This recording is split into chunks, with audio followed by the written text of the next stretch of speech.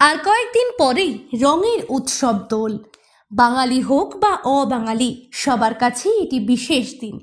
হিন্দু শাস্ত্র অনুযায়ী হোলিকা দহন বা ন্যাড়া পোড়ার মাধ্যমে অশুভের বিরুদ্ধে শুভ শক্তির জয়ের প্রতীককে বোঝানো হয়।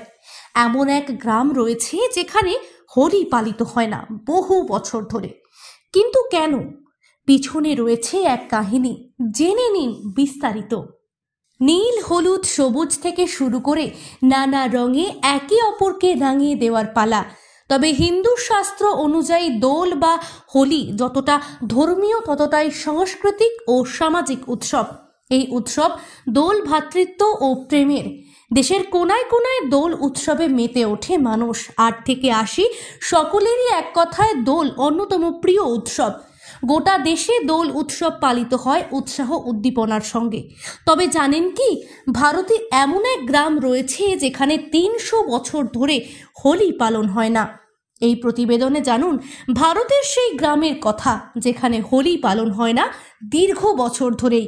রঙের উৎসবে মাতেন না এই গ্রামের বাসিন্দারা। এর নেপথ্য অবশ্য রয়েছে কারণ। হরিয়ানার কাইথলের দুসেরপুর গ্রাম, এখানে বিগত 300 বছর ধরে পালিত হয় না হোলি। এর পেছনে রয়েছে বছরের পর বছর চলে আসা বিশ্বাস। দীর্ঘ বছর ধরে বাসিন্দাদের বিশ্বাস, হোলিকা দহনের দিন এক ঋষি গ্রামবাসীদের অভিশাপ দিয়েছিলেন। তার সেই অভিশাপের বোঝা আজও বয়ে বেড়াচ্ছেন গ্রামের মানুষ। সেই থেকেই আর হোলি পালিত হয় না এই গ্রামে। গ্রামের বাসিন্দাদের একাংশের মতে প্রায় 300 বছর আগে হোলির দিন এক মর্মান্তিক ঘটনা ঘটে। শোনা যায় প্রায় 300 বছর আগে রঙের উৎসবে মেতে ওঠে হোলিকা দহন বা ন্যাড়া পোড়ার আয়োজন করেছিলেন গ্রামবাসীরা। হোলির আগের দিন রাতে কাঠ জোগাড় করে গাছের ডাল বা খড় ইত্যাদি দিয়ে একটি চূড়ো তৈরি করে জ্বালানোর জন্য প্রস্তুত করেছিলেন তারা। তবে নির্দিষ্ট সময়ের আগে তাতে আগুন ধরিয়ে দেয় গ্রামের একদল যুবক। এই দেখে গ্রামের এক সাধু তাদের বাধা দিতে গিয়েছিলেন। ওই মুহূর্তে যুবকদের হোলিকা দহনে নিষেধ করেন তিনি।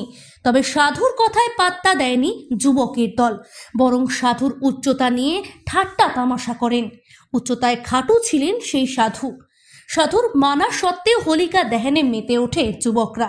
এতেই রেগে যান ওই সাধু, আগুনে ঝাঁপ দেন, সঙ্গে সঙ্গে অভিশাপ দেন গ্রামবাসীদের। গ্রামবাসীদের বিশ্বাস, সাধুর অভিশাপ, এই গ্রামে যে হোলি পালন করবে তাকেই ফল ভোগ করতে হবে। ঘটনার পর থেকে আর হোলি পালিত হয় না এই গ্রামে। তবে মৃত্যুর সময় অবশ্য অভিশাপ থেকে মুক্তির পথও বাতলে দিয়েছিলেন সাধু। বলেছিলেন, হোলির দিন যদি গ্রামের কোনো গাভী বাছুরের জন্ম দেয় বা কোনো বাড়িতে পুত্র সন্তানের জন্ম হয়, তবেই একমাত্র অভিশাপ থেকে মুক্তির পথ মিলবে। তবে এমনটা হয়েছে কিনা তা জানা নেই, কিন্তু আজও এই গ্রামে রঙের উৎসবের দিনটা বড্ড ম্যারম্যারে। ন্যাশনাল ডেস্ক রিপোর্ট, নিউজ অবিকল।